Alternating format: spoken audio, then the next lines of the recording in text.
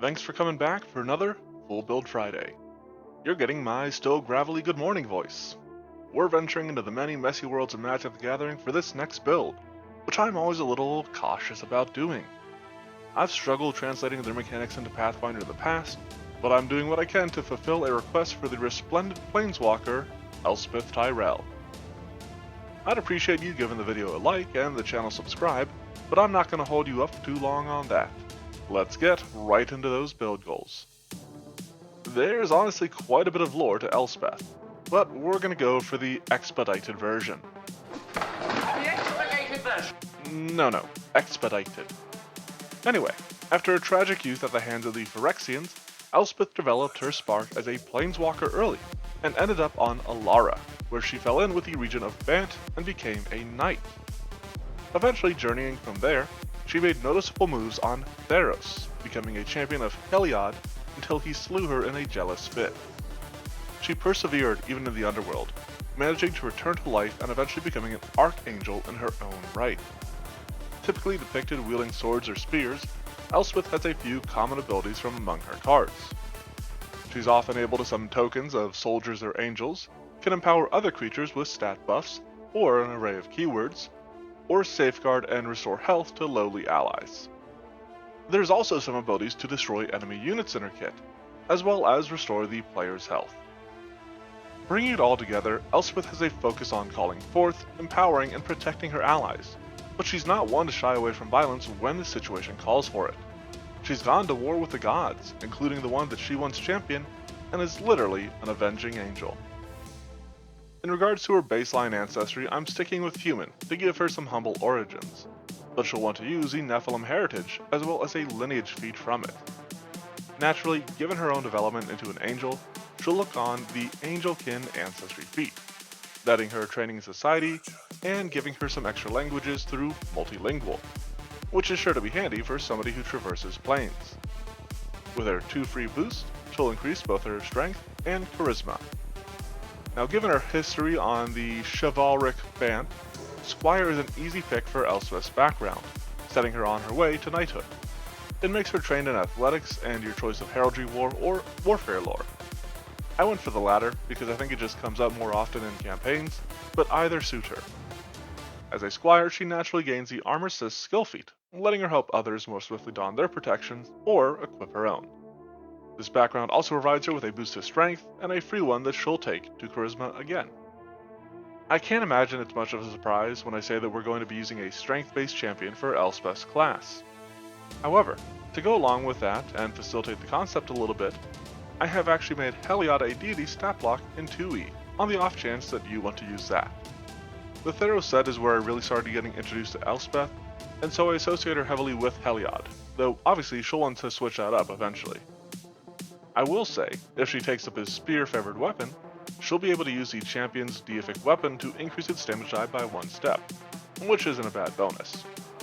Leaning into some of her offensive capabilities, while still maintaining her righteous nature, she takes up the Justice cause with a holy aura, letting her make retributive strikes against those who would bring harm to her companions.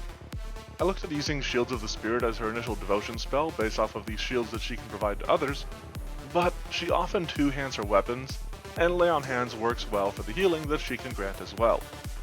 That just leaves us with her class feat, which can be spent on Deity's domain. Out of the domains that Heliod provides, I think Duty suits her best and provides her with the Swear Oath spell, which is a nice little self-buffing ability for when allies aren't within her protective aura. Being a champion of Heliod means that Elspeth is trained in diplomacy and religion, while she spends her skill increases on acrobatics and medicine. On top of that class boost to strength, Elspeth will apply her 4 boosts to strength, dexterity, constitution, and charisma. There's going to be a bit of focus on charisma, but strength is still her go-to, her primary stat, her bread and butter, so to speak. As we move into 2nd level, Elspeth takes up a martial dedication. She is able to summon soldiers, which is a difficult effect to represent, unless we interpret it as simply her being a competent commander.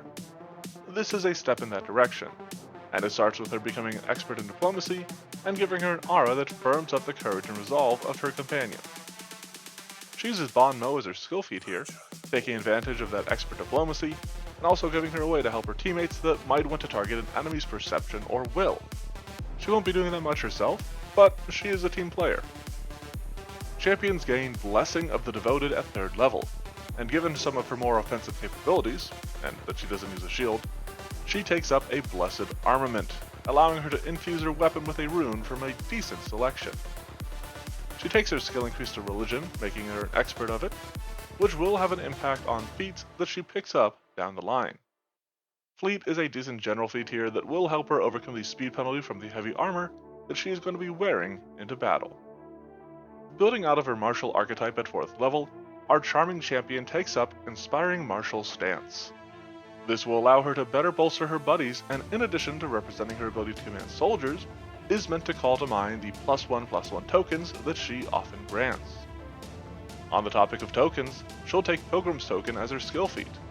This allows her to win on tied initiative rolls with enemies, and I think that's a neat little nod to the First Strike token that her Elspeth Resplendent card can grant. Champions at 5th level start off with ability boost to Strength, Constitution, Wisdom, and Charisma.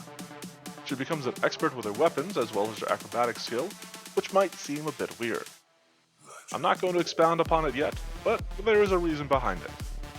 Blessed Blood for her Ancestry feat allows her to punish unholy creatures that dare to sink their fangs into her flesh, or use it to craft holy water. She uses Rallying Charge as her 6th level class feat, as this allows her to grant temporary hit points to her companions, inspired by some of her shielding and protective capabilities. No cause for alarm will be her skill feat here, letting her be the hero capable of inspiring and calming others. Honestly though, while I think this feat is neat, it being 3 actions feels like a little much. Lucky level 7 comes with armor expertise and weapon specialization, as well as becoming a master in her diplomacy skill.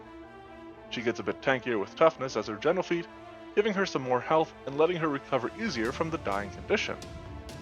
Returning from the grave, akin to her Elspeth Sun's Nemesis card. At 8th level, she takes a Sorcerer Dedication with an Angelic Bloodline. This brings to mind the sort of innate magic of being a Planeswalker, while also bringing up her angelic nature. Through this, she can become trained in Intimidation and Survival, and gains 2 Divine Cantrips, for which I like Divine Lance and Shield, giving her both offense and defense.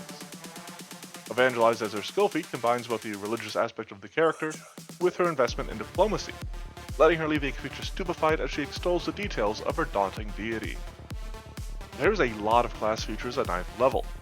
It starts with her champion expertise, but there's also her reflex expertise, sacred body increasing her fortitude, and relentless reaction, leaving creatures with persistent spirit damage when she hits with her retributive strike. Her skill increase goes to religion, making her a master of it, and appropriately, she takes Divine Wings as her ancestry feat.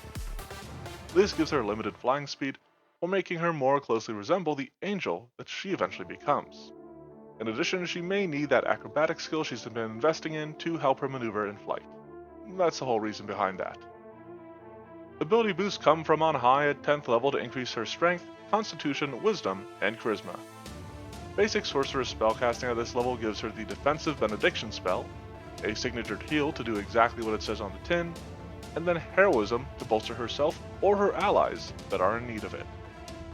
She'll skip Bless as her first rank spell, because her Inspiring Martial Stance provides a status bonus just as the spell does.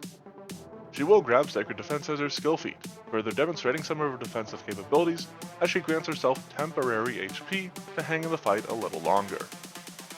With Eminent Elspeth's elevation to 11th level, she gains Divine Will, Perception Expertise, and an Exalted Reaction, which will allow her to lead her allies better in battle.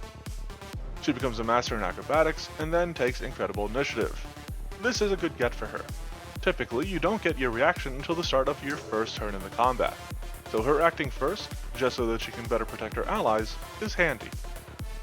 Continuing to build out of Elspeth Sorcerer Archetype, she picks up Expert Sorcerer Spellcasting at 12th level, and with that comes the Fly spell. This is especially important for allowing her to grant flight to her allies, as we see on a number of her abilities as a Planeswalker. She'll then take Kip Up as her skill feat. She has that Master Acrobatics, and this is just one of the best skill feats in the game, letting her swiftly counter attempts to knock her prone. Elspeth's 13th level is a bit of a double threat, with her gaining both armor and weapon mastery, while also becoming an expert in athletics. Very importantly at this level is Summon Nephilim Kin. an ancestry feat that will allow her to cast Summon Celestial once per day to call forth angels, as once again we see on a number of her cards.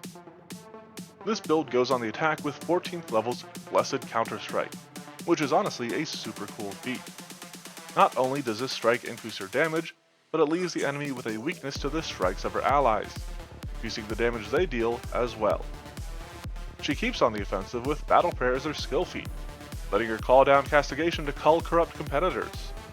In a similar vein, she also gains Divine Immolation as her 5th rank spell, calling to mind the multiple card destruction abilities that she presents.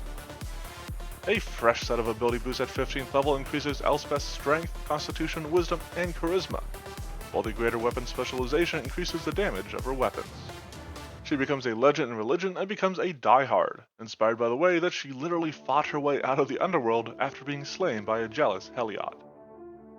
I would have liked to go for Smite in this build, but I think Radiant Armament will end up setting Elspeth better with the Brilliant or Holy Runes being fantastic fits for her.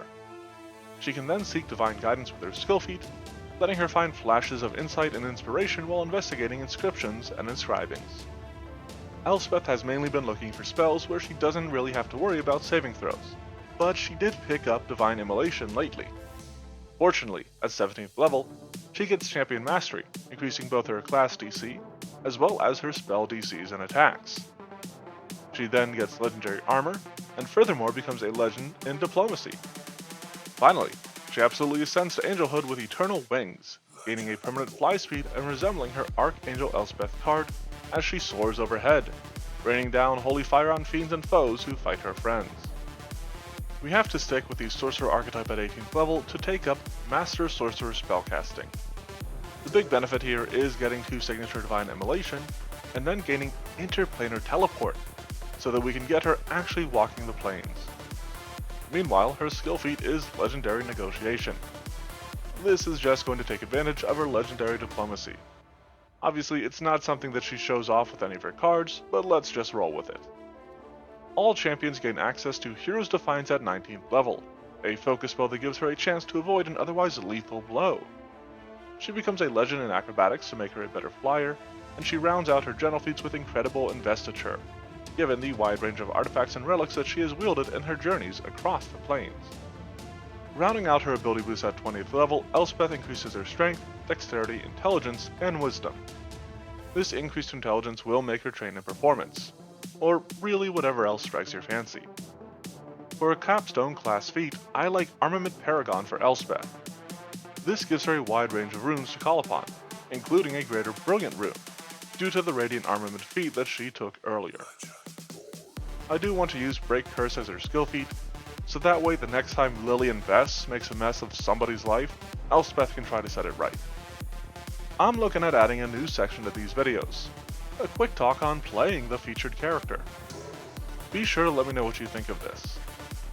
For Elspeth, you'll want to run her with another frontliner, likely one that's a bit more of a striker who can best take advantage of her champion aura, as well as her exalted reaction. Furthermore, the weakness inflicted by her Blessed Counter-Strike can only trigger off of strikes, so she needs allies that can take advantage of that. Outside of that, Elspeth is not somebody you'll want rushing into combat. She'll usually start by buffing herself and her teammates with the likes of Benediction and Inspiring Martial Stance, while foes waste their action closing on them.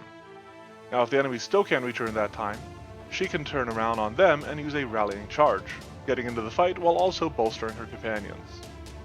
In a free archetype game, Elspeth can take more feats from either of the archetypes that she's already delved into, while also picking up some more offense-focused champion feats. Another option, though, is the Mortal Herald Dedication, allowing Elspeth to ascend to a step below godhood herself.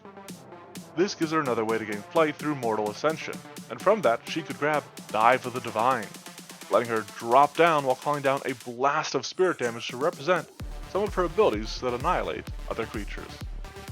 That makes our Mighty Mistress of Magic the Gathering, but did we really capture the range of abilities featured on all of her cards? Let's review and find out. Elspeth Tirel is a Nephilim human champion of Heliod, and has the Squire background. She has taken up the cause of justice, striking down enemies that would harm her allies. As a Planeswalker, Elspeth takes up Sorcerer spellcasting to gain Interplanar Teleport, letting her travel between the planes. Her squire background fits with her favorite plane of Alara, where she trained to become a knight. When she made it to Theros, she became a literal champion of Heliod, and this build mostly covers that aspect of her. Her Nephilim heritage aids her ascension to actual angelhood, while Hero's Defiance lets her hold off death. Whether she chooses to wield a sword or a spear, it is a blessed armament within her hands, that she further empowers through the likes of Radiant Armament and Armament Paragon. She can call forth angels with summon Nephilim kin, but soldiers are a bit harder to call to the battlefield. Instead, we represent her ability as a leader through the martial dedication and the inspiring martial stance, which also covers her ability to buff others. The fly spell lets her pass the ability to fly to her companions. Benediction on her champion's reaction can protect them, and she can heal them with Lay on Hands or the heal spell. She also delves a bit into some offensive options, as we see with her Justice Cause, Battle Prayer, and Divine Immolation. An Archon of Absolution, this angelic adventurer aids allies by abating the attacks of advancing adversaries, before admonishing and annihilating any that aim to abuse the altruism of alms-giving swords. The votes are in, and our next remaster build will be Scion, the undead juggernaut from League of Legends. But that does close out today's build. Let me know what you think of it and what other sorts of builds you'd like to see in a comment. If you like what you've seen here and want more, check out the Monster Monday blog, which is linked below along with the Twitter and Discord. Thanks for watching, and have a fantastic Friday.